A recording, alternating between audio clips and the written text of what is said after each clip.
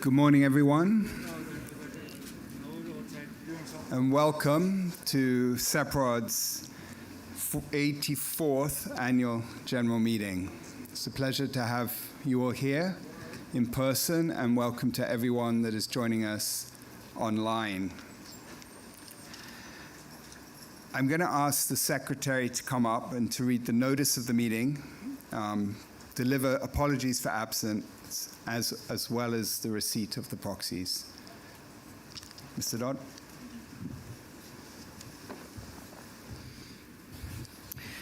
Thank you, Mr. Chairman. Good morning, everybody. Notice of Annual General Meeting. Notice is hereby given that the 84th Annual General Meeting of CEPROD Limited will be held at the Terra Nova All Suite Hotel, 17 Waterloo Road, Kingston 10, on September 27, 2023 at 10 a.m. The meeting will be held in a hybrid format, physical and virtual, for the purpose of transacting the following business. 1, to receive the audited accounts and the reports of the directors and auditors.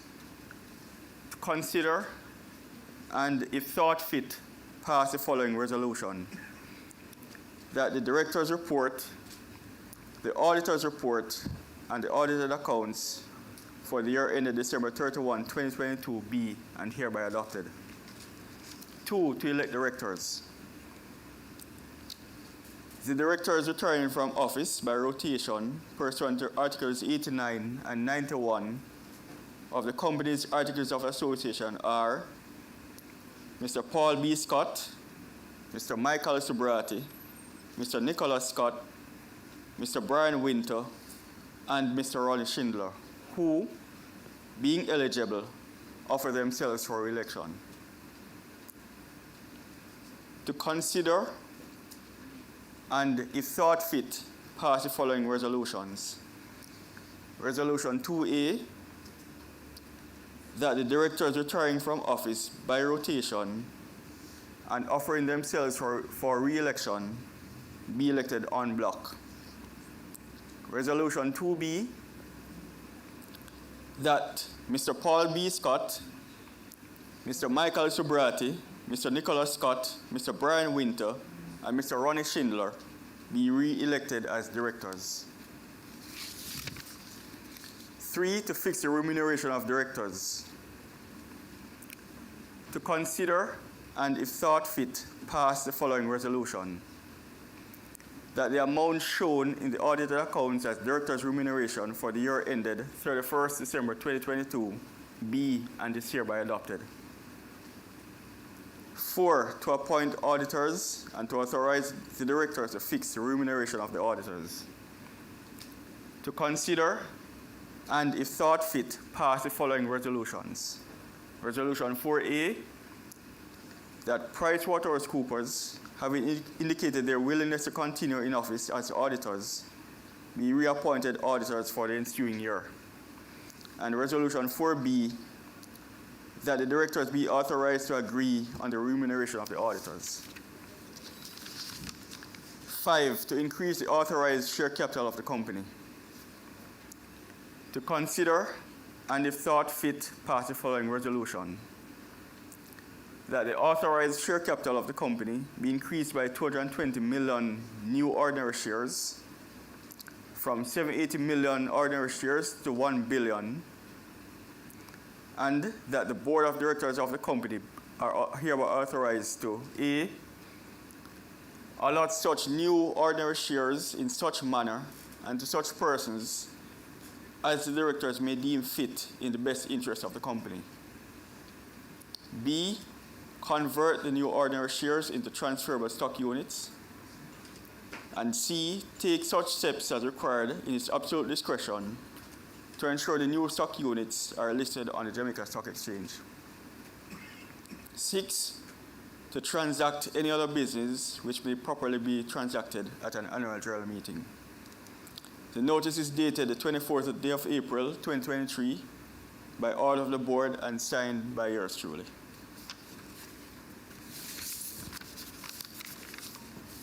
Mr. Chairman, I have not received any apologies for absence, so I'll move on to the list of proxies received. I received a proxy from Muslim Jamaica Limited in favor of Paul B. Scott or Melanie Sobrati. From Facey Group Limited on behalf of Paul B. Scott or Melanie Sobrati.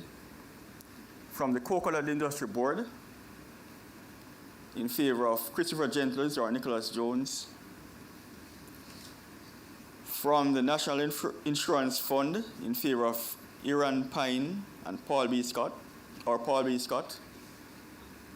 And also, and I will read these all in favor of Robert McKenzie or Shardy Brown. That's the Sagicor Pool Investment Funds, trading at Sagicor Pool Equity. The Sagicor Life Jamaica Limited as investment manager for First Jamaica / UHWI Pension Scheme. Sagicor Life Jamaica Limited as investment manager for First Jamaica / National Housing Trust Pension Fund. Sagicor Life Jamaica Limited as investment manager for Digital Jamaica Limited Pension Plan. Sagicor Life Jamaica Limited as investment manager for Hard Trust NTA Pension Scheme. Sagicor Life Jamaica Limited as investment manager for Jamaica Church Pension Fund. Sagicor Life Jamaica Limited as managing agent for JCSD Trustee Services Limited / Sigma Equity. Sagicor Life Jamaica Limited as investment manager for Round Table Nominees Limited. Sagicor Life Jamaica Limited as investment manager for IBM Pension Fund. And finally, Sagicor Life Jamaica Limited as investment manager for Lascelles Demarcado Defined Contribution Fund. That's it. Thank you very much, Mr. Chairman. Thank you. Thank you very much. I know that all of the audience here today will be listening to quite a bit of reading, so rather than putting you through me reading a director's report, I would like to put a motion forward to take the director's report as read. Can I have a second, please? Mr. Damien Dodd. All in favor? Aye. Thank you. I will now ask the CEO, Richard Pandui, to give you an update on the company. Thank you. Thanks, Chairman. I want to read. Our Board of Directors, shareholders, members of the media, ladies and gentlemen, welcome to our 84th AGM, which is being done via face-to-face and live streaming modalities.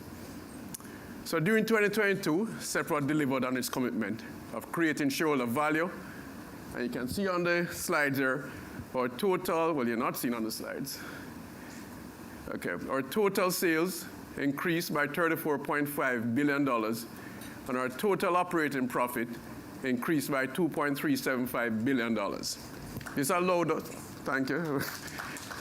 This allowed us to do a payout of over $1 billion to our shareholders, value being created. The major driver for the improved performance was the acquisition of the Bridens Group, which we would have spoken about in last year's AGM, and we have spoken about in all the quarter reports subsequently. Now, several persons have been asking, and even this morning, what is the Bridens Group core business? Well, just like Seprat, they operate in food and pharmaceutical distribution, but they are also the market leaders in the premium beverage category. And you can see, but we're not finished yet.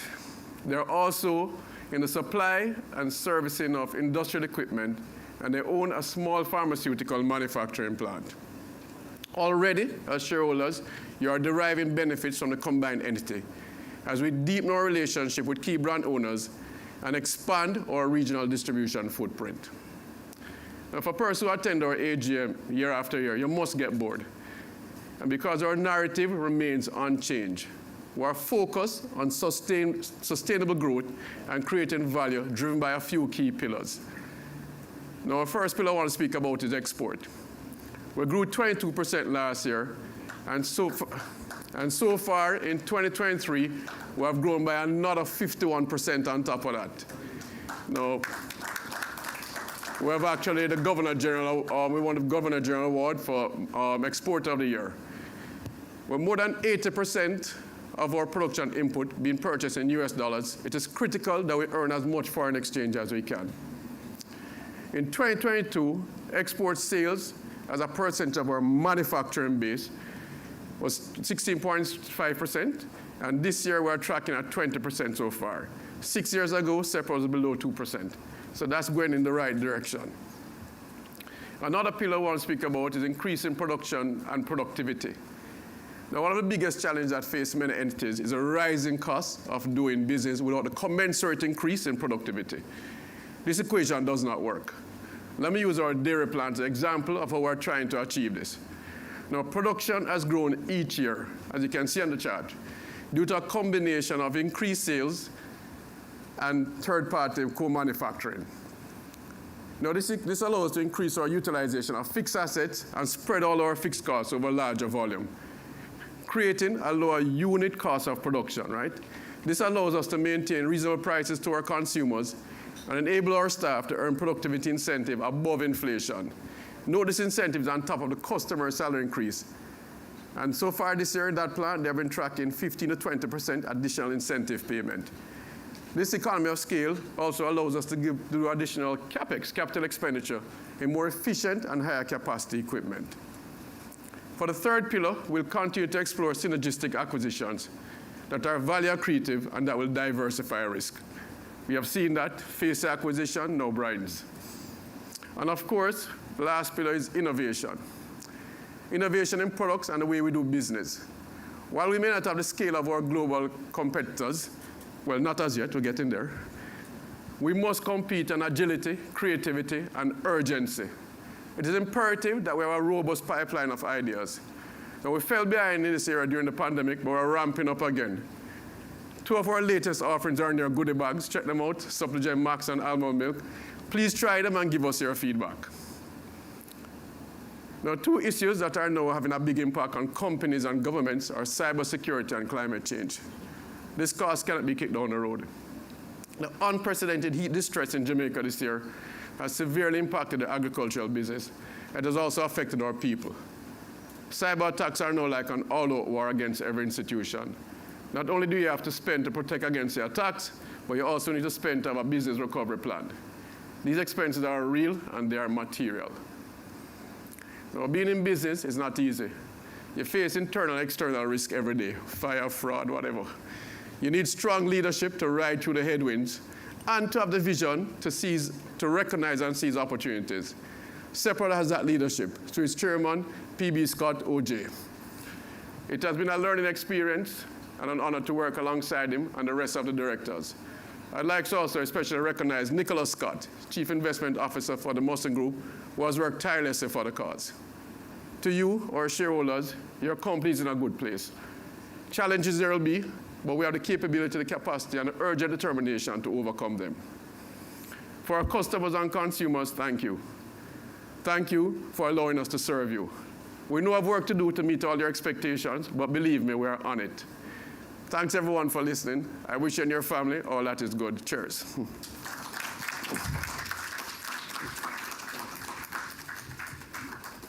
Thank you, Richard. Very kind words. I'm now going to invite Mr. Paul Williams of PricewaterhouseCoopers to read the auditor's report, or his better version. Shelley Lascelles, please.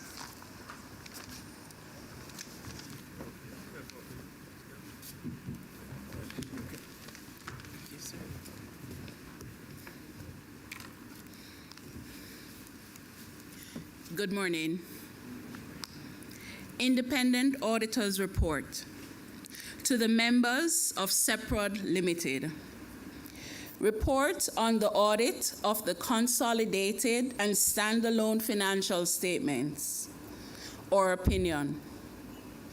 In our opinion, the consolidated financial statements and the standalone financial statements give a true and fair view of the consolidated financial position of SEPROD Limited, the company, and its subsidiaries together, the group, and the standalone financial position of the company as at the 31st December 2022, and of their consolidated and standalone financial performance and their consolidated and standalone cash flows for the year then ended in accordance with International Financial Reporting Standards, IFRS, and with the requirements of the Jamaican Companies Act.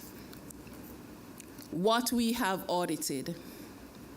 The group's consolidated and standalone financial statements comprise the consolidated statement of financial position as at the 31st December 2022, the consolidated statement of comprehensive income for the year then ended, the consolidated statement of changes in equity for the year then ended, the consolidated statement of cash flows for the year then ended, the company statement of financial position as at the 31st December 2022, the company statement of comprehensive income for the year then ended, the company statement of changes in equity for the year then ended, the company statement of cash flows for the year then ended, and the notes of the financial statement, which include significant accounting policies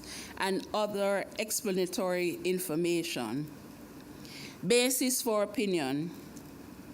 We conducted our audit in accordance with international standards on auditing ISAs.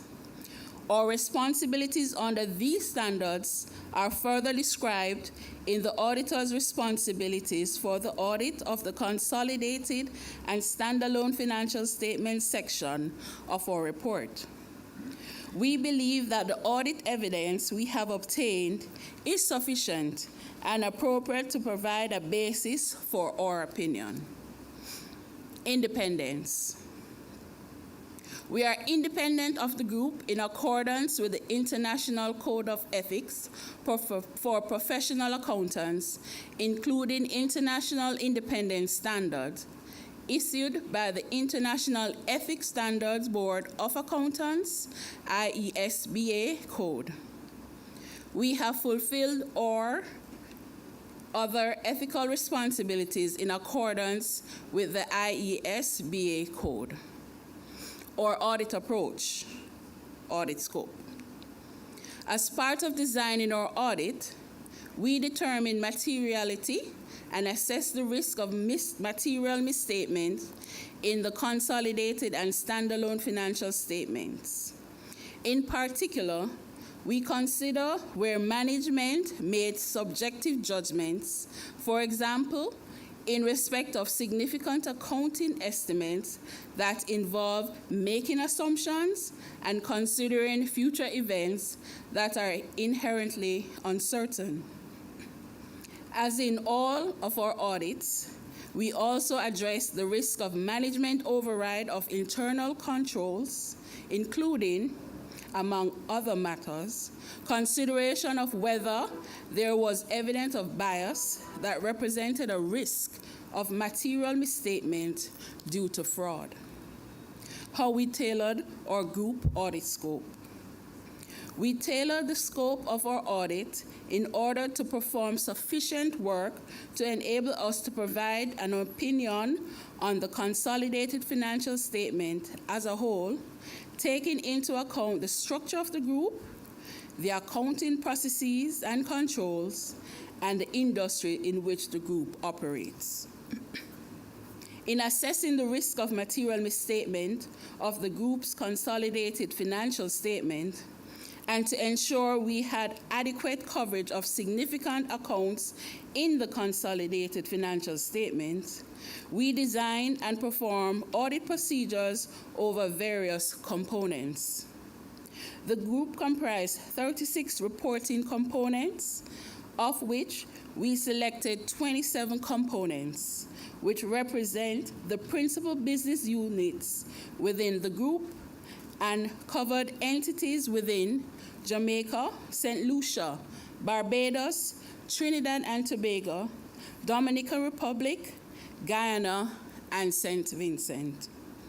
Of the 27 components selected, we perform an audit of the complete financial information of 22 components which were selected based on their size, risk characteristics, or both.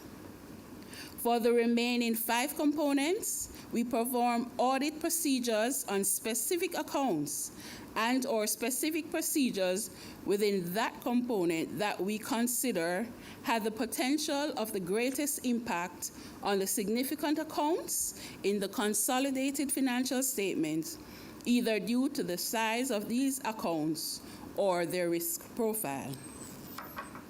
In relation to the remaining components, none of which are individually greater than 2% of the group's profit before tax, we performed other procedures, including analytical review procedures and testing of consolidated journals, intercompany eliminations, and foreign currency translation, recalculations to respond to any potential risk of material misstatement to the group's consolidated financial statement. For the components that are in scope of the group audit, we use component auditors from PwC network firms and non-PwC firms who are familiar with the local laws and regulations to perform this audit work. Throughout the audit, we had regular meetings and correspond with management and component audit teams to follow up on progress of work for all components. The group engagement team reviewed work papers relating to the audit approach and findings of the component auditors. Key audit matters. Key audit matters are those matters that, in our professional judgment, were of most significance in our audit of the consolidated and standalone financial statements of the current period. These matters were addressed in the context of our audit of the consolidated and standalone financial statements as a whole and informing our opinion thereon. And we do not provide a separate opinion on these matters. Key audit matters. Valuation of unquoted equity securities, group and company. Refer to notes 2H, 4 and 17 to the consolidated and standalone financial statements for disclosures of related accounting policy, judgments, and estimates. Unquoted equity securities included within investments on the consolidated and standalone statements of financial position total $1.2 billion as at the 31st December 2022 for both the group and the company, which represents 1.2%, 1.29% and 2.1% of total assets, respectively. The unquoted equity securities relate to an investment in an affiliated company over which Sepro Limited does not exercise significant influence. These securities are not quoted in an active market.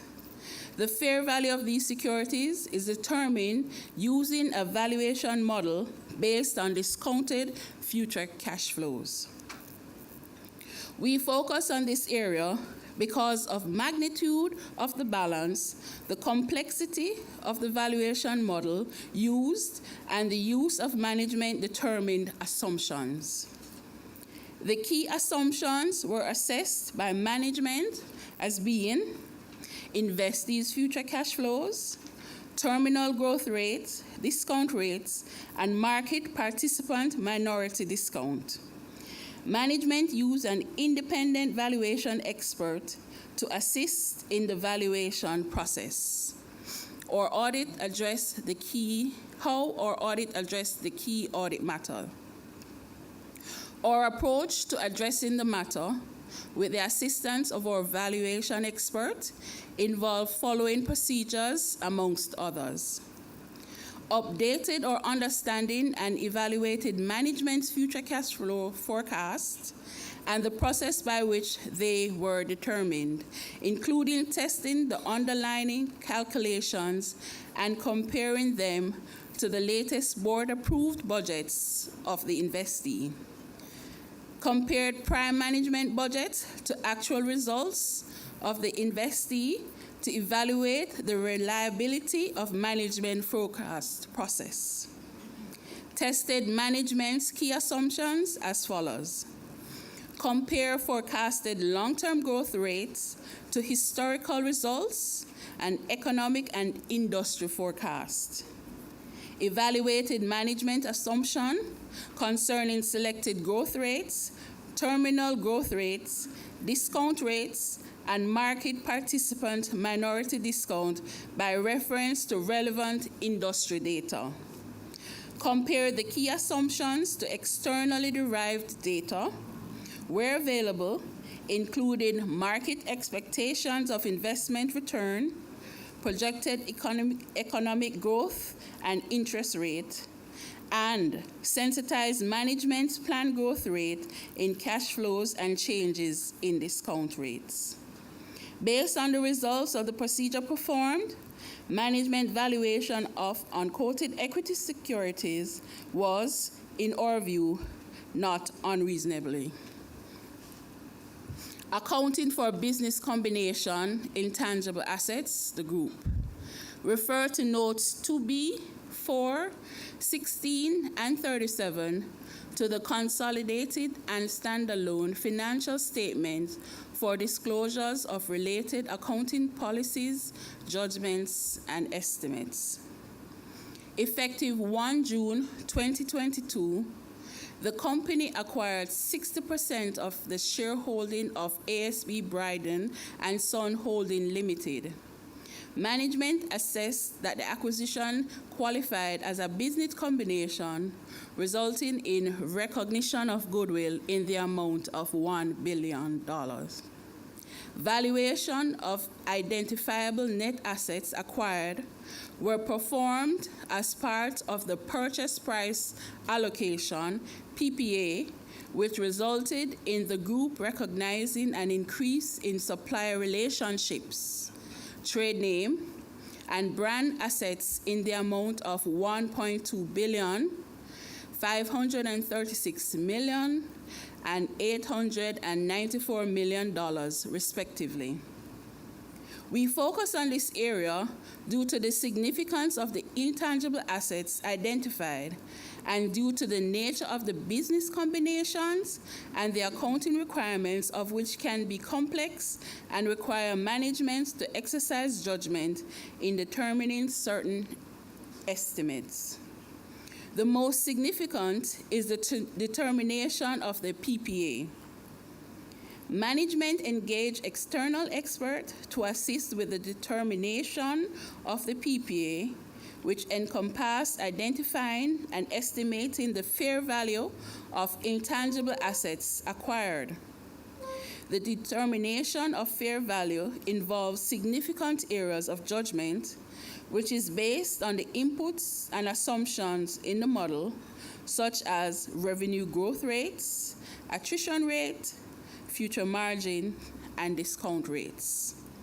Our approach to addressing the matter with the assistance of our specialists involved the following procedures, amongst others. Read the share purchase agreement and evaluated the appropriateness of the accounting for acquisition as a business combination against management accounting policy and the applicable accounting standard. Held discussion with management to understand and evaluate their basis for determining assumptions. Evaluated the application of the valuation methodologies utilized to derive the fair value of the identified intangible assets. Tested the reasonableness of valuation assumptions and inputs by evaluated the key variables being the business growth rates, attrition rate, margin, and discount rates against historic and prospective financial, industry, and economic information, taking into consideration our knowledge of the group and its industries. Where relevant, consider third-party sources and challenge management's future revenue estimates considering changes in the market or actions by competitors. Assess the competence and capabilities of management's valuation expert. Perform sensitivity analysis by varying the growth rate, attrition rate, and commission paid and the associated impact on the discounted cash flows as it pertained to the exclusive agency agreement.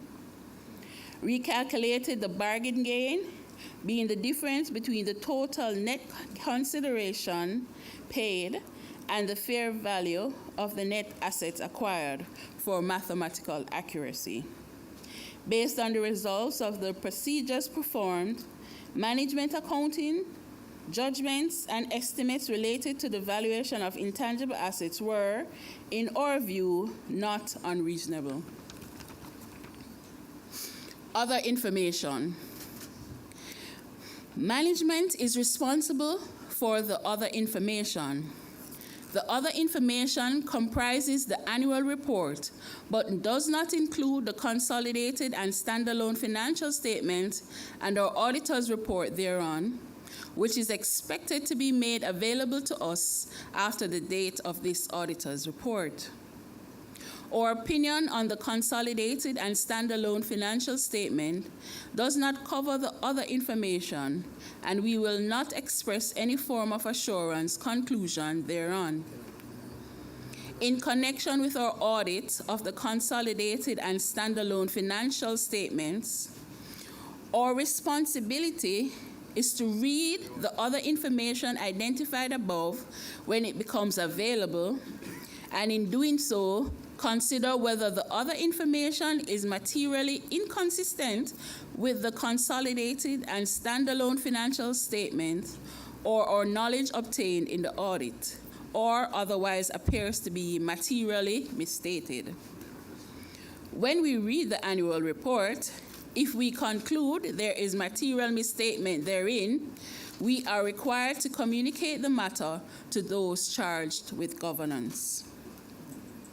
Responsibility of management and those charged with governance for the consolidated and standalone financial statements. Management is responsible for the preparation of the consolidated and standalone financial statements that give a true and fair view in accordance with IFRS and with the requirements of Jamaican Companies Act, and for such internal controls as management determines is necessary to enable the preparation of consolidated and standalone financial statements that are free from material misstatement, whether due to fraud or error. In preparing the consolidated and standalone financial statements, management is responsible for assessing the group and the company's ability to continue as a going concern, disclosing as applicable matters related to going concern, and using the going concern basis of accounting unless management either intends to liquidate the group or the company or to cease operation or has no realistic alternative but to do so. Those charged with governance are responsible for overseeing the group and company's financial reporting process. Auditor's responsibility for the account for the audit of the consolidated and standalone financial statement. Our objectives are to obtain reasonable assurance about whether the consolidated and standalone financial statements as a whole are free from material misstatements, whether due to fraud or error, and to issue an auditor's report that includes our opinion.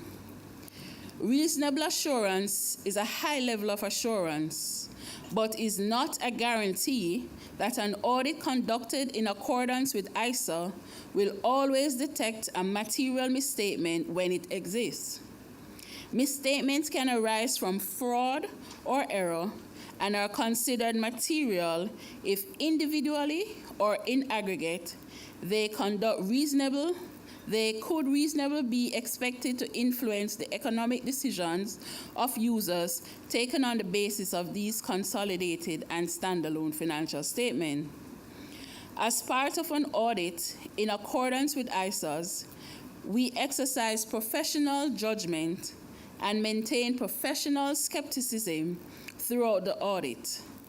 We also identify and assess the risk of material misstatement of the consolidated and standalone financial statement, whether due to fraud or error, design and perform audit procedures responsive to those risks, and obtain audit evidence that is sufficient and appropriate to provide a basis for our opinion.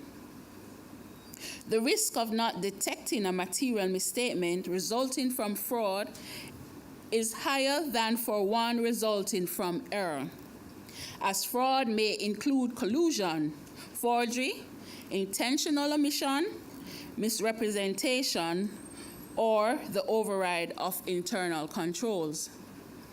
Obtain an understanding of internal control relevant to the audit in order to design audit procedures that are appropriate in the circumstance, but not for the purpose of expressing an opinion on the effectiveness of the group and company's internal control. Evaluate the appropriateness of accounting policies used and the reasonableness of accounting estimates and related disclosures made by management.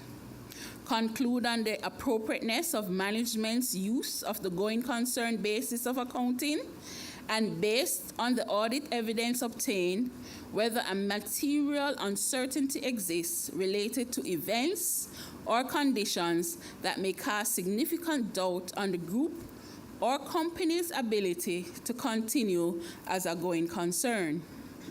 If we conclude that a material uncertainty exists, we are required to draw attention in our auditor's report to the related disclosures in the consolidated and standalone financial statements, or if such disclosures are inadequate, to modify our opinion.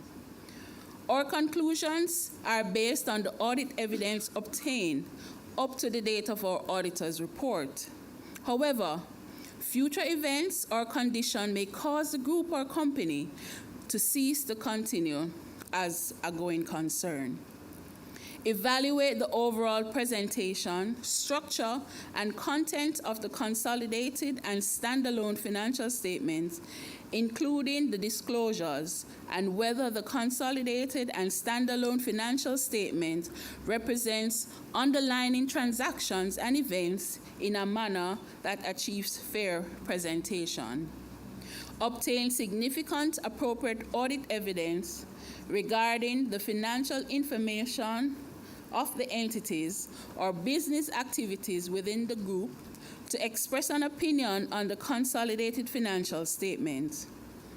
We are responsible for the direction, supervision, and performance of the group. We remain solely responsible for our audit opinion. We communicate with those charged with governance regarding, among other matters, the planned scope and timing of the audit and significant audit finding, including any significant deficiencies in internal control that we identified during our audit. We also provide those charged with governance with a statement that we have compiled with relevant ethical requirements regarding independence, and to communicate with them all relationships and other matters that may reasonably be thought to bear on our independence, and where applicable, action taken to eliminate threats or safeguards applied. From the matters communicated with those charged with governance, we determined those matters that were of most significance in the audit and of the consolidated and standalone financial statements of the current period, and are therefore the key audit matters. We describe these matters in our audit report unless law or regulation precludes public disclosure about the matter, or when, in extremely rare circumstances, we determine that a matter should not be communicated in our report because the adverse consequences of doing so would reasonably be expected to outweigh the public interest benefits of such communication. Reports on other legal and regulatory requirements. As required by the Jamaican Companies Act, we have obtained all the information and explanation which, to the best of our knowledge and belief, were necessary for the purpose of our audit.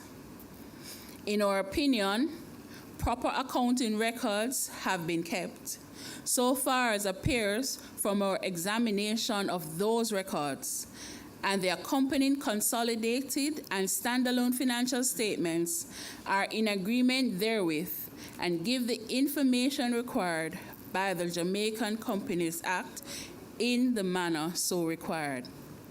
The engagement partner on the audit resulting in this independent auditor's report is Paul Williams, PricewaterhouseCoopers, Chartered Accountants, Kingston, Jamaica, 31st August 2023.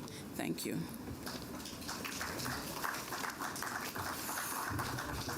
Wow, thank you, Shirley. I think you should get Shirley a supplegen, because that was quite a marathon, and I'm sure everyone is slightly, no offense to you, Shirley, but if they haven't gone off to make some lunch or whatever, we're back now, and we're in the meat of the meeting. And as a result of that, I'm going to open up the Director's Report, Auditor's Report, and the financial statements for discussion, so we can take questions and have a discussion about the business. So, do we have any questions from the floor? Yes, sir. If you don't mind going, do we have a microphone for him?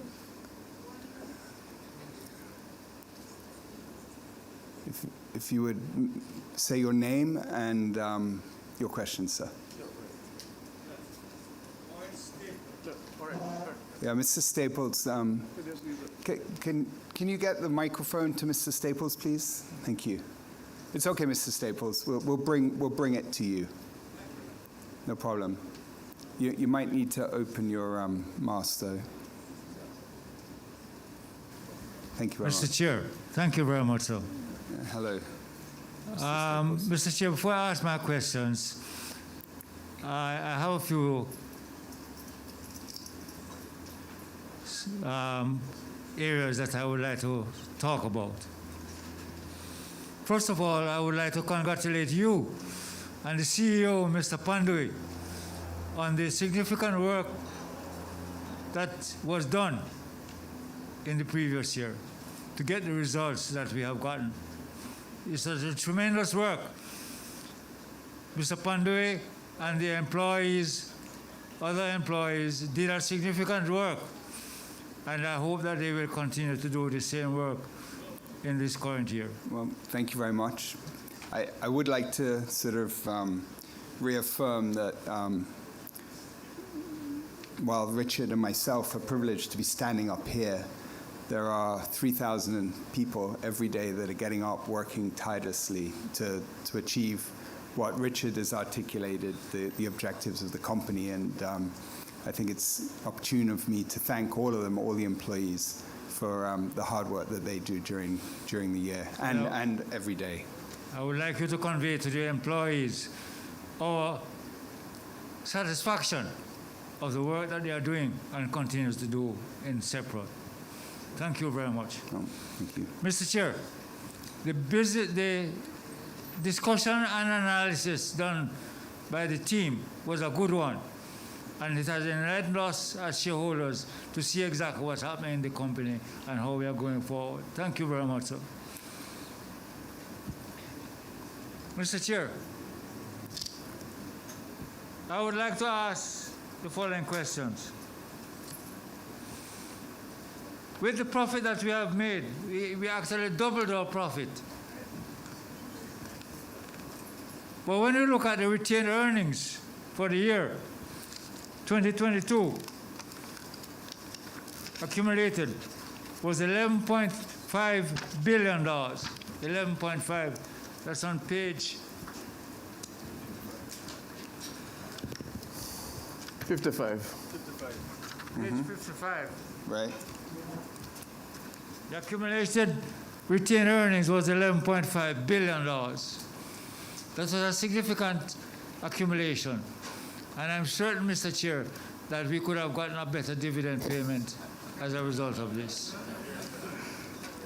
I would like for you and the rest of the board members to look at that and to see exactly what can be done to give us a better Thank dividend. you for that. And Mr. Staples, I think, I think you and I are both aligned in the desire for continued dividends. I think CEPROD, though, can look back very proudly on our dividend record, which has been very consistent. And given our ambitions to create a regional platform with strong comparative advantage in what we do in both distribution, creating that platform, and then having the very best productive assets to be efficient, to feed into that platform, we constantly are weighing up our cash flow between investing in the future. And we're very excited about the investments that we have done and are ongoing. And we're indeed, as I said in my letter, CEPROD is a work in progress. And this business is not going to be a business where we take all of the cash flow and distribute it out. We have ambition to grow the business, to become what we deem to be the premier distribution platform in the region, as well as the leader in the categories that we're manufacturing. So we will continue to invest. And there will always be a tension between that. But I think our record speaks for itself in terms of the dividend. You see, Mr. Chair, apart from you, we hardly have any of the other shareholders attending this meeting and asking questions.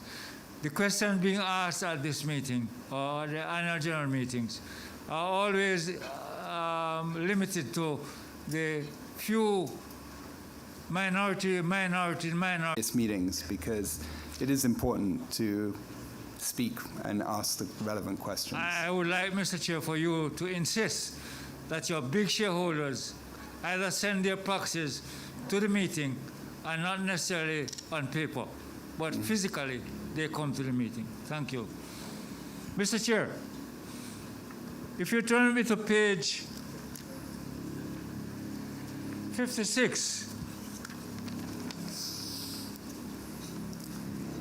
this net cash received on acquisition of subsidiaries, what is this all about? Yeah, so this is the consolidated cash flows. So essentially what you're looking at is the cash received when you acquire subsidiaries during the year that existed in the subsidiaries. So is this going to be a continuous thing? Well, I think that if you acquire a company and the company has cash in the company, then that will happen. Is it going to be a continuous thing? Well, as I said in our in the letter to the shareholders, CEPROD will probably continue to acquire businesses. It's not linear. One doesn't know what you're going to buy, when you're going to buy it. But it is most likely that we will acquire businesses, and those businesses are most likely going to have cash in their businesses. Just two more questions and I'll finish. Page 118.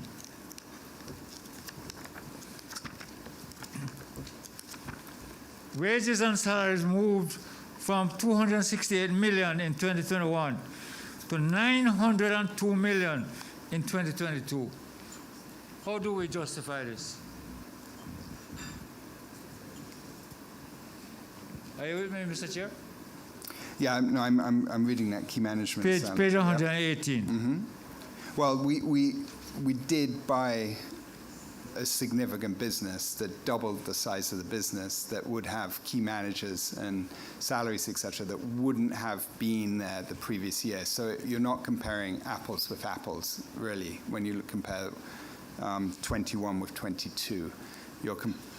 Because we have a full year of AS Bridens, and of course, you're talking about a business that is very significant, similar size to Seprod. So naturally, you would see the 268 most logically double if you're doubling the size of the business, but also in those markets, Barbados, Guyana, Trinidad, the wage structures may be slightly different from what they are in Jamaica, and as a Okay. result, so it's disproportionately increased. Okay.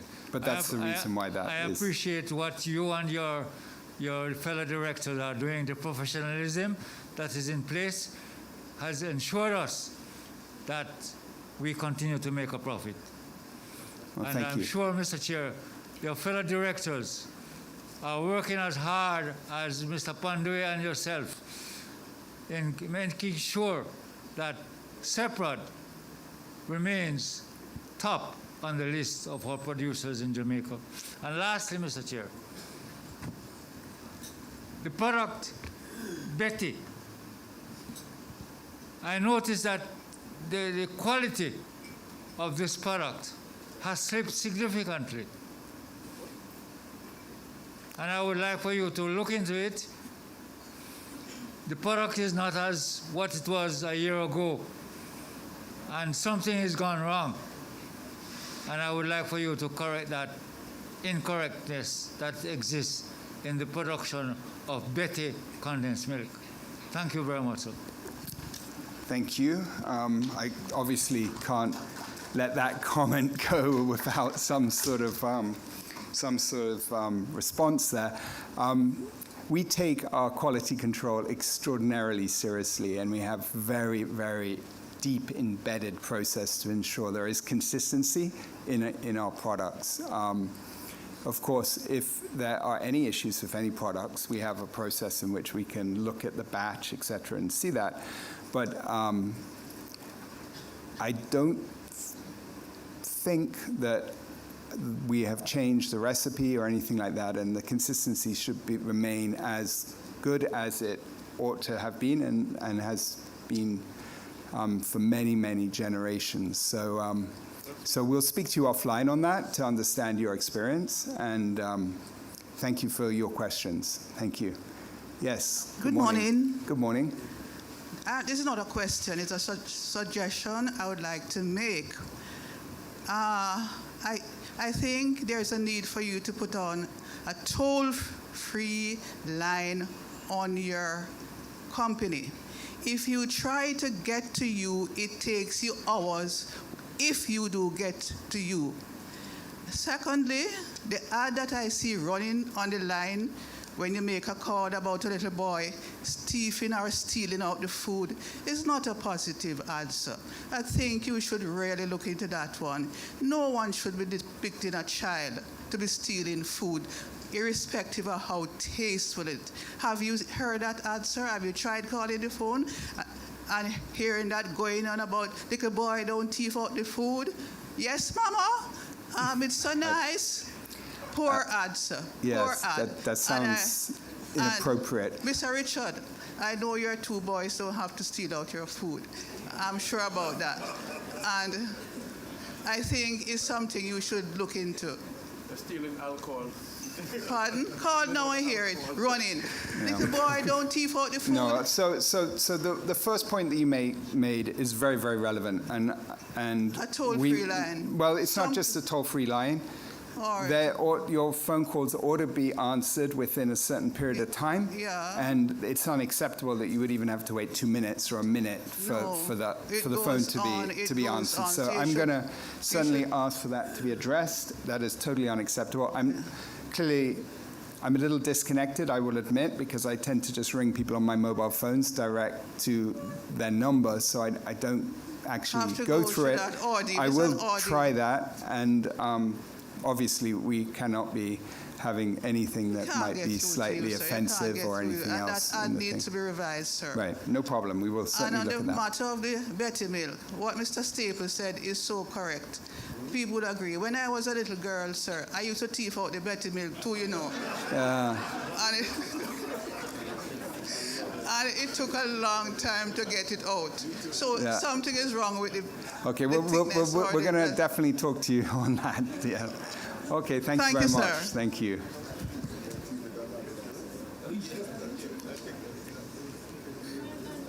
Morning. My name is Shelley-Ann Walker. And it's my first time coming here. My friend Simone invited me here. Well, actually, I am a business-minded person. And this is the first time I'm coming. I never know that they have a company having a meeting. So I literally find a way to reach. I don't know the concept of this business. You understand? But I am a business-minded. I've been an entrepreneur for many years, different areas, and I'm also a nurse. What I'm just saying, I would not be going back to like re-forward, because we are looking on the pandemic. So I'm just putting a little input that in Jamaica, it was a pandemic, coronavirus, and I think it be a big stroke on Jamaica and on the world. So going forward, I was just saying, I was running through the brochure and stuff that I have. In 2023-24, by God's grace, you have to can look on what is the most important thing that the company can. It doesn't make sense talking about the past, how much money to make, what can be happen by now and next year, all being well. I would like to come back to a meeting like this, as long as I can see myself elevating with my career. You understand? Because I want to go in a business that I can see where I am climbing. Okay. So I'm not going to talk about the past. Okay, but do you have a question? Yeah, that's what I'm saying. As long as the business can go forward, that we can able to move towards that. So I'm interested in this. That's all I'm saying. Okay. Thank you for that statement. Are there any questions? Yes, sir. The gentleman who's come from Mandeville. Nice to see you again. Oh, sorry. Yeah. Well, I know. It's you first. No. Yes, good morning. My name is Doyle Jackson, shareholder. Well, I Welcome. congratulate you, Mr. Pandoi, you, Mr. P.B. Scott, for the acquisition you did with A.S. Bryden. But, you know, I know dividend is given by the amount of unit you buy. The money make money, so I wouldn't complain about dividends you're giving. But I noticed the stock price is not growing the way it should be growing as a food company. You know, I'm not getting the value of what I want.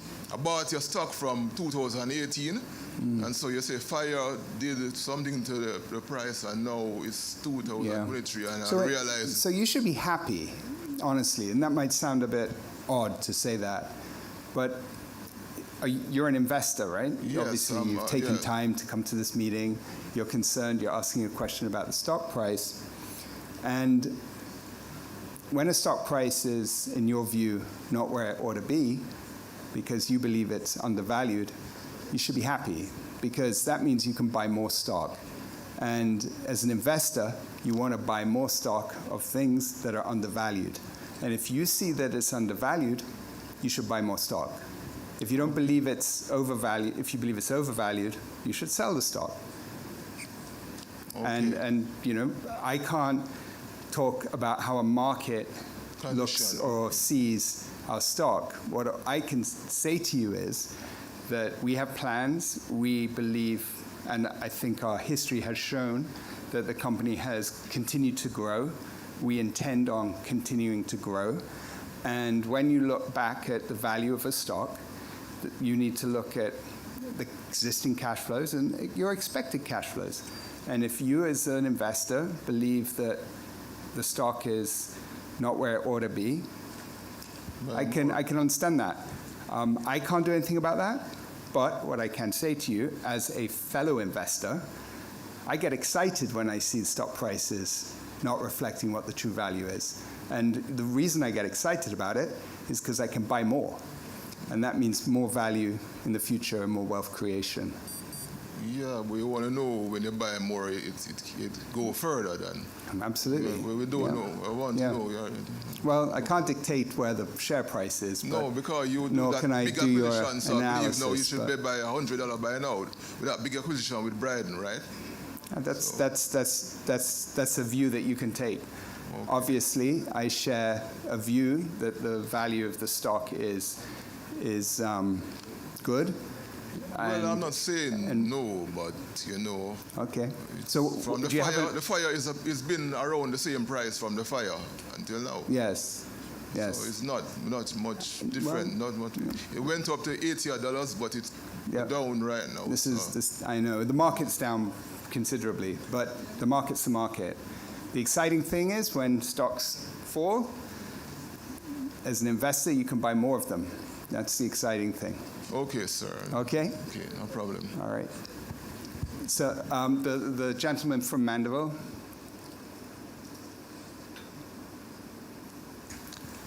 Good morning, Mr. Chairman. Good morning. Wesley Thomas, shareholder. 22% export sales from 2021. Significant growth. Is it because of the acquisition of A.S. Bryden? I just want to know why you got this big increase in exports all of a sudden. It's not all of a sudden. I mean, we have been growing export in the region of But not 21%. 22%. This is a Yeah, huge... we did 20% the year before. And we have come to this forum and said that we have to have double-digit growth to reach where we want to be. And so the acquisition of A.S. Bryden did not impact the didn't. report that Okay. you're looking at. However, that acquisition will impact our export going forward because, they own the Eve brand, similar to us in Jamaica. We believe that Eve should be the brand of the region. And so we're going to be replacing quite a bit of their extra regional import with production from our manufacturing facility. So it's already influencing and will influence going forward. And that's a part of the 51% growth you're seeing in 2023. Yeah. So we're this year to date 51% above. So that has accelerated it. But it's not. It's really, when you think about it, Jamaica is 2.7 million people, right? I don't know how many people are around the world, but it changes every day, but there's about 7 billion. So as a business that's investing every single day to have world-class production facilities, our outlook and view has to be about exports because the market outside is always going to be 1 million times bigger than what it is domestically. And it's so important because as you invest in first-class facilities, which are expensive, you have to drive volumes through the facility. And to drive the volumes through the facility, Jamaica's not getting any bigger at this point in time. It might in the future, I don't know. But it's had about 2.5 million population year 2000. It's 2.7 now. So it's not really growing the population massively. It doesn't look like it's going to grow the population massively based on the demographics, which I described, I think, in my letter. So for us to grow, we have to have a very, very focused. Good morning. Good morning. I am Pauline Fairclough, and my problem is very domestic. I noticed that you have changed your festival brand from Seprod to Gold Seal. I'm not sure why that happened. But what I find with the Gold Seal is that the instructions are not very accurate. Okay. So I was able to use the festival mix from your previous brand and get a perfectly good product without wondering if I was gonna water it down or whatever. This one now, I have to be tipping water in there until I get to a correct consistency. So I wonder if you would look into that. And secondly, I must congratulate you for having on your package Hellshire Inspired. I thought that was a very good thing to do. Thank you. Thank you for those comments, and I think we'll be reaching out to you because obviously the feedback that we get from consumers is very, very important in how we continue to improve our products. Richard, do you have anything to say? Any of that? I mean, we're definitely going to look into it. Our Gold Seal festival mix is one of our best-selling product at this point in time. We developed that with the vendors in Hillshire Yeah. over a period of 2 years. A lot of research that goes into these things.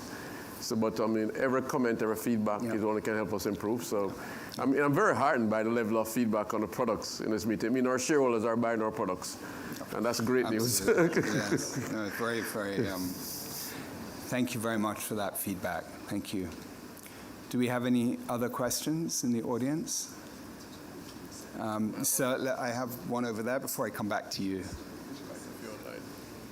Okay. We'll do everyone here and then. Thank you. Shareholder, Timon Williamson.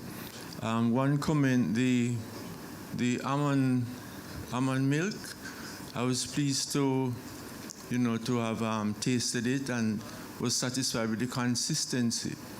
But I don't drink a lot one time, and I realized that after 2 days, it goes off. Even in the fridge working quite good. That's one comment. The question, has Seprod recovered from the years of loss in Surge Island in the sugar? Where is that situation now? Well, I think the results sort of indicate that we no longer have the losses from the sugar.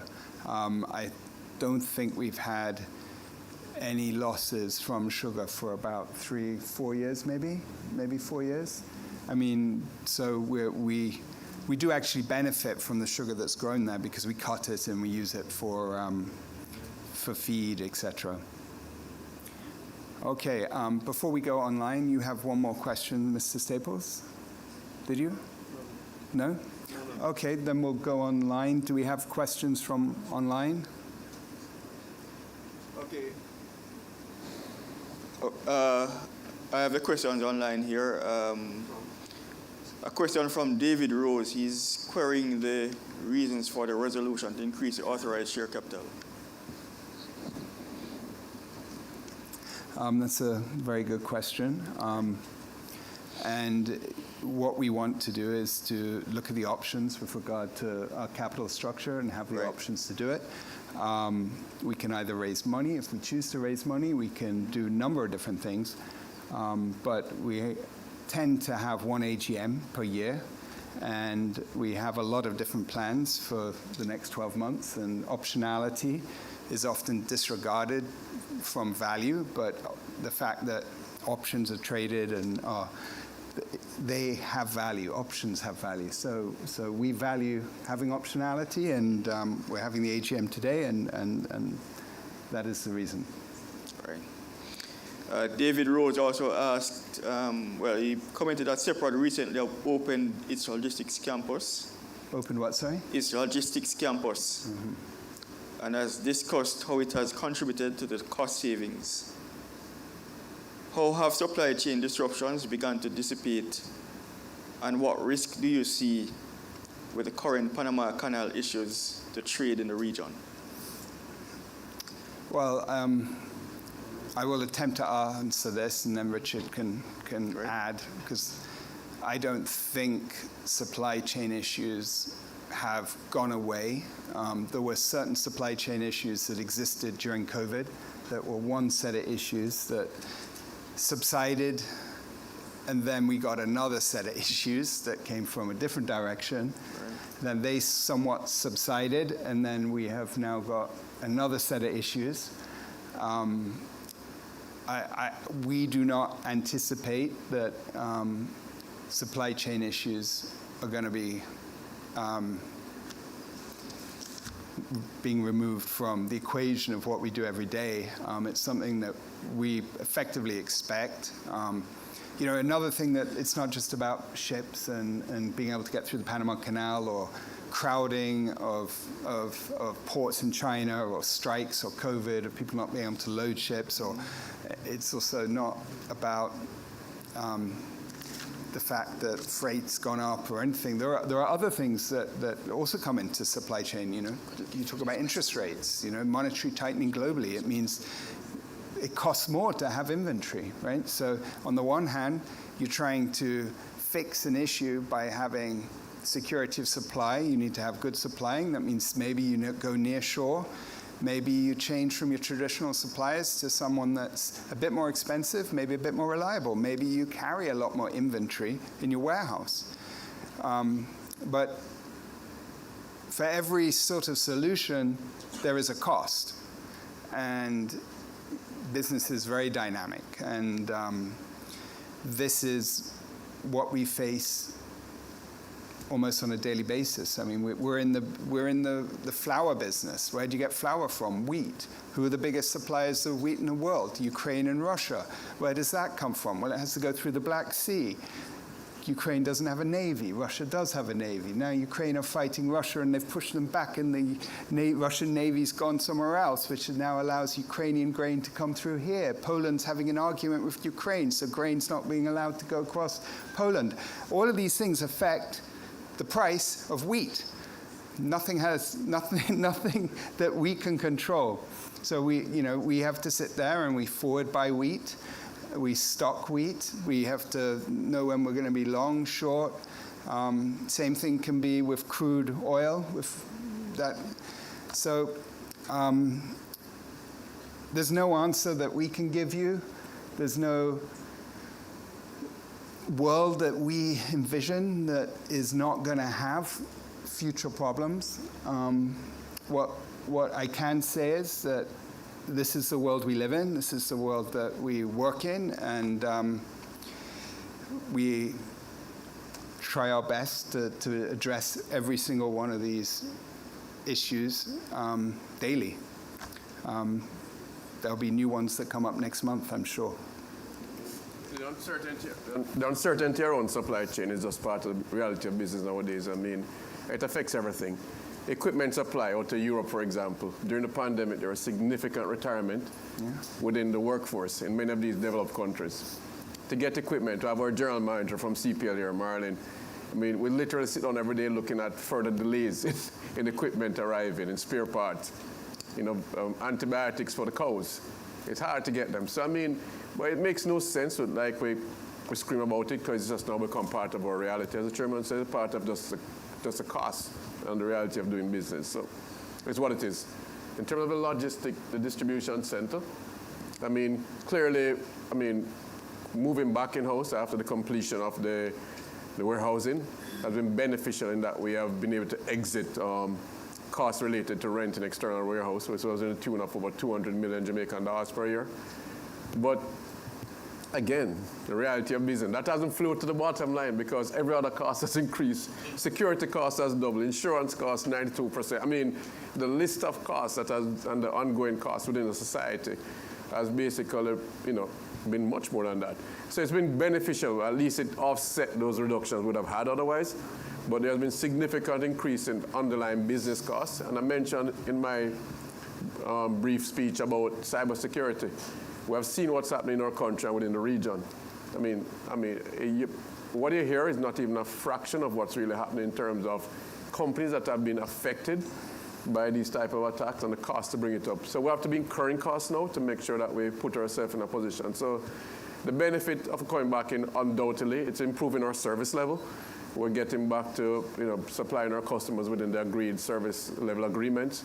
So huge benefits, and of course, in terms of just the look and feel, we want to be part of Transforming Jamaica, where the campus is looking good and making a nice little presence in downtown, or our gardens and stuff. I mean, we're about not just a profit, but we're about transforming the space and the lives of people that we interact with. So good stuff so far.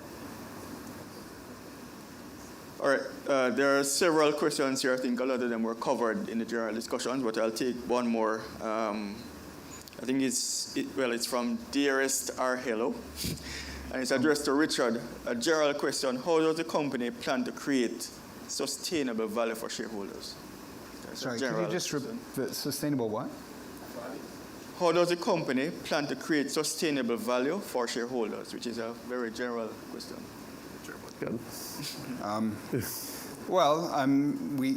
Richard spoke to clearly what our objectives are and where we're focusing, and the pillars that we're focusing on. How do you create sustainable value? That's a discussion that people study and have studied for decades upon decades in universities. What we do is we really focus on outcomes. I think we have exceptional management, exceptional teams, great people at CEPROD, and ultimately, regardless of what your objectives are, none of your objectives can be achieved without having phenomenal talent in the organization. So, without sounding a little bit simplistic, the reality is the answer to that question, I think the only answer to that question, is to have a relentless pursuit for talent. Talent acquisition in terms of bringing talent into the organization, talent development, and talent retention. And we as an organization have to focus on our talent. And it is obviously a great privilege for myself, for Richard, for Damien, who are standing here, to be standing here. But we're standing on the shoulders of exceptional individuals. And those individuals are not just in Jamaica. Those individuals, some of them may well be watching online in Trinidad or in Guyana, Barbados. We have... Yeah. Domrep also. Domrep. We have great talent. And I think we have talent that is excited to work with CEPROD. I think we have talent that is excited to get around the objectives and the pillars. And we have talent that creates a level of intensity around the outcome. Because at the end of the day, PowerPoint presentations are just PowerPoint presentations. The outcome is really, there's a lot of work to achieve the outcome. There's 1,000 little things that deliver the financial results that you can. And Richard and his team do an exceptional job in keeping management very focused on an intensity around outcome and delivering value added to all our stakeholders, including our principals that we distribute for, as well as the manufacturing businesses. So people are the most important thing. And the only growth that will come from CEPROD is if we are devoted to having the very best in the organization. Any more questions? No, that's it. That's it? Mr. Staples, you had your hand up. Was there a question that you had? Mr. Chair, all the countries of the world, the big countries of the world, depend on war to support their economy. All the big countries depend on war to support their economy. I would like to see our company, CEPROD, get on top of, or continue to be on top of the production. Find something new so that we can produce, so that our people can benefit from it. And I'm sure we are using the text written by these people of the big countries of the world. And we are trying to implement some of what they have said in our production process. I would like to see, Mr. Chair, I would like to see our company CEPROD with the professionals that we have in our company and with the people of knowledge in our company. Why are we not able to find something new to produce with our local stuff? Why? That's the question? Yes. Why? Why? Okay. Well, I think we have a very, very strong innovation pipeline that we've not only developed internally, we've executed and launched. And that pipeline is you've seen some of it, will continue to roll out product. And as a result of that, when you have exports, Mr. Staples, that have increased year on year of 51% just this year, that's as a direct result of producing products made in Jamaica that are desirable by people outside of Jamaica. And we're very focused on doing that. So thank you very much for reaffirming that, and we'll definitely continue in that direction. Thank you. Thank you very much, sir. If there are no further questions, sorry, there's one more. Yes, sorry, I can't.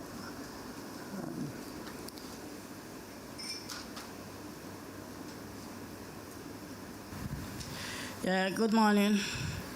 Pertaining to farming, it's not a matter of if, but more like when it's going to hit us. So all prepared. Sorry, what is your name? Oh, my name is Natasha Go-Agent. Yeah, and my question is pertaining to farming. It's not a matter of if, but when it's going to hit us. All prepared is separate on food security. Well, you know, we part of our mandate of what we do is to produce food products to facilitate food security for the nation. So we've invested very heavily in that, and will continue to invest in productivity to deliver products. Is that? Or do you store your food for that can last for about 7 years? Sorry? Or do you store? Food products that can last 7 years. Yeah. Well, that's a question that involves packaging, ingredients, all different things. So we can take that offline. Do you have any questions with regard to the financial reports? Yeah. All right. I have a question on cybersecurity. Yes. What measures Separate put in place to detect and respond to future potential security breaches on your network? Yeah. One of those would not be disclosing them. You're not to be quite frank. them. Mm-hmm. All right. How frequently you conduct security audit? Again, our internal processes would not be disclosed publicly at all. We wouldn't do that. You're But not. believe me, we're very, very focused and have been in the past on that. Given that our sister company is the largest provider of cybersecurity solutions in all of Central America and the Caribbean, it's something that we have a lot of resources that are focused on that. All right. Pertaining to export and import,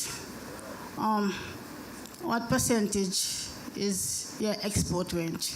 Sorry, what? What percentage is your export range comparing to import? Well, that's the opportunity. We import a lot more than we export, and we have to export a lot more than we import. So when is the wheel gonna turn? When you're gonna Sorry? export more? When you're gonna export more than you import? I don't know. To help grow Jamaica financially. I don't know. You don't know? I don't know the answer to that. Oh, that's your homework. Okay. All right, good. I think I met you on Monday. Did you come to the EPLI meeting? No? You did? Yeah, I thought so. Yeah, well, nice to meet you again. Okay. I move that the director's report, the auditor's report, and the audited accounts showing the position of the company's affairs as of December 31st, 2022, now before the meeting be and are hereby approved and adopted. Please, can someone second the motion? Thank you very much, Mr. Thomas. All in favor? Aye. We have to wait a few moments for the online voters. Has that been done? Okay, the results of that are in favor. I will now step down from chairing the meeting and ask Mr. Pandui to take over this stage of the meeting. In accordance with the Articles 89 and 91 of the company's Articles of Association, the following directors are retiring from office and being eligible offer themselves for re-election: Mr. Paul B. Scott, Mr. Michael Subrate, Mr. Nicholas Scott, Mr. Brian Winter. Mr. Ronnie Schindler was appointed to the Board of Directors effective December 19, 2022, he too retires from office and being eligible offers himself for re-election. Will somebody please move that the nominations be made en bloc? All right, Staples. Seconded by Mark Barrington, okay. All right. Can we have a motion that Mr. Paul B. Scott, Mr. Michael Sabrati, Mr. Nicholas Scott, Mr. Brian Winter, Mr. Ronnie Schindler be re-elected directors of Seprod Limited? Moved by? All right, again, and your name? Williams. What Williams? Josiah Williams. Get the name right, please, all right? So can we have a vote on the foregoing motions? We're going to allow the shareholders online to do it. Can we vote? Okay. All right. Several. So moved by Damien, I see Chris Gentles, and a few people. All right. So we've got the result from online. All right. Good. I got a thumbs up. So the motion carried. And I return the meeting back to Mr. P.B. Scott as chair. Thank you very much. I move that the amount shown in the accounts for the year ended 31st of December 2022 for the director's fees be and are hereby approved. Can I have a second to this motion, please? Thank you very much, Mr. Thomas. Thank you. All in favor? Okay, we just wait for the online.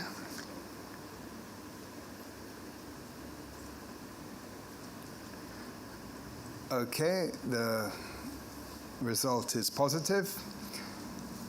PricewaterhouseCoopers have indicated their willingness to continue in office as our auditors. I move that PricewaterhouseCoopers be reappointed auditors for the ensuing year. Can I have a second? Mr. Patrick Scott, Mr. Staples. Mr. Patrick Scott. All in favor? Aye. Thank you. Just give a moment for the online.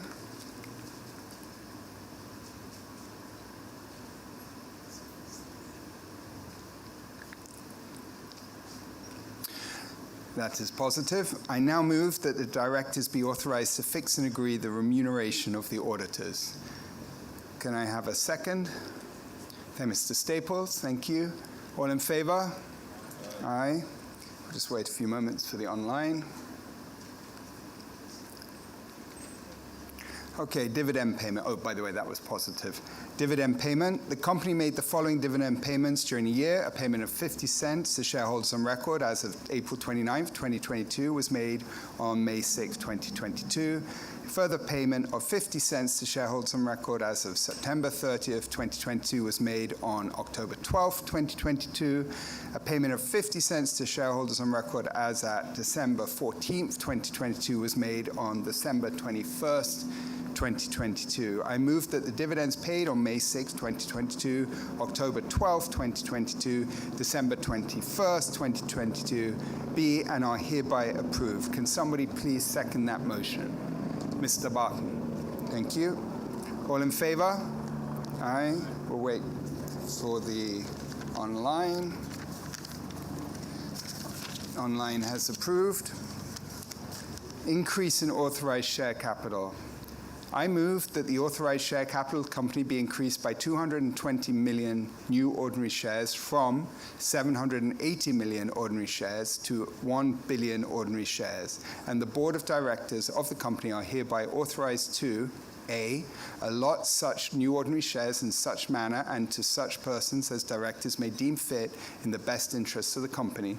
B, convert the new ordinary shares into transferable stock units, and C, take such steps required in its absolute discretion to ensure that the new stock units are listed on the Jamaica Stock Exchange. Can somebody please second the motion? Mr. Patrick Scott, all in favor? Aye. We'll wait 10 seconds, or not really 10 seconds, we wait for the online. Online is approved. Motion approved. Thank you very much. Is there any other business that can be properly discussed in the meeting? Mr. Staples. I would like to ask, how will we as minority shareholders benefit from this increase Sorry. How does what? How, I would like to find out, how is it that we, the minority shareholders, will benefit from this increase in number of stocks on the market? How do you benefit? Yeah, how do we Well, benefit? You benefit from, in the event that, and we don't know, but in the event that those stocks are issued, they would be issued in exchange for money, which would be used to further develop and grow the business, of which all shareholders would benefit. The good thing about being a shareholder is that in this particular company, is that management is very aligned with the minority shareholders because we're all shareholders. So anytime that one is issuing shares, one has to be very careful that you're not diluting shareholders. I stand before you, Mr. Staples, as the largest shareholder. So you stand next to me, aligned, that both of us are in the same bucket here. So we will ensure that if we are issuing shares, as has been done in the past, the last time I think we issued shares, it was $23.50. I believe the share price is now $70. One can argue that that was not dilutive. That was most definitely accretive. There's no chance that anything that we do is going to be dilutive to shareholders. Thank you very much, sir. Okay. Are you saying to transact any other business which relates to? Well, any other questions with regard to any other business? Okay. I would like to say thanks to you, Mr. Chair, and your members for continuously inviting us to our meeting face to face, because it's important that our minority shareholders meet face to face with management to discuss matters of the business. So thank you very much. Well, thank you, Mr. Staples, for taking time out of your day to come to our meeting. I don't like the word minority shareholders because we're shareholders. We are shareholders. Whether you own 1 unit, 10 million units, you are a shareholder and a unit holder of CEPROD. And all our interests are aligned, and our objective is to increase the value of CEPROD. And I close. Thank you. Have a great day. Bye-bye.